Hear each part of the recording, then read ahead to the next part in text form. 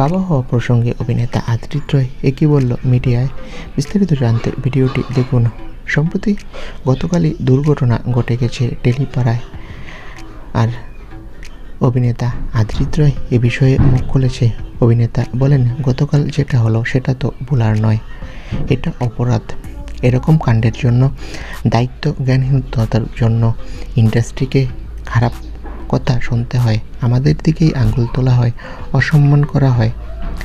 এই গুটি কয়েক লোকের জন্য লজ্জা লাগে, ভীষণ লজ্জা লাগে। কি করব এখন আমরা? গালাগালি খাওয়া ছাড়া। আপনি আমাদের সময়ে যে কোনো অভিনেতা অভিনেত্রীকে জিজ্ঞেস করতে পারেন ইন্ডাস্ট্রির নয়া প্রজন্মের শিল্পীদের বিষয়ে, তারা ঠিক আমার মতোই একই কথা বলবে।